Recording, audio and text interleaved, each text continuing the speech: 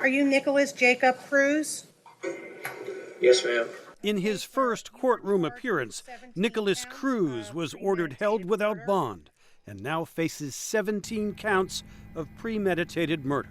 Cruz was arrested by police shortly after Wednesday's mass shooting in Parkland, which said students fleeing for their lives. At the White House, President Donald Trump offered words of sympathy and comfort to both victims and survivors in Florida. Answer hate with love, answer cruelty with kindness. We must also work together to create a culture in our country that embraces the dignity of life, that creates deep and meaningful human connections. Trump made no mention of tightening gun laws and focused instead on the issue of mental health. We are committed to working with state and local leaders to help secure our schools and tackle the difficult issue of mental health. But congressional Democrats are demanding action on tighter gun control measures in the wake of the massacre.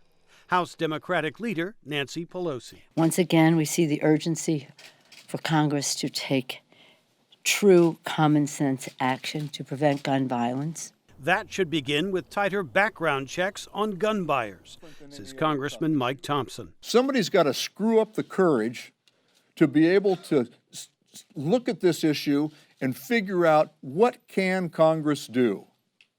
And certainly the expanded background check is a modest step in that direction. But Republicans had a more measured response to the tragedy, including Florida Senator Marco Rubio. People are angry. They want to know why don't we do something? Why is nothing happening? And the challenge is not just to do something, but to do something that would work. Back in Florida, local officials sought to calm a shattered community.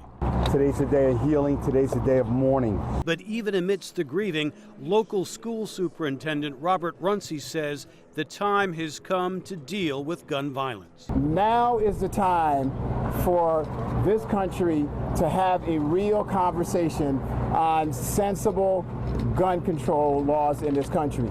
For the moment, though, students and parents came together to give thanks for those who survived and to pray for those who will never come home again. Jim Malone, VOA News, Washington.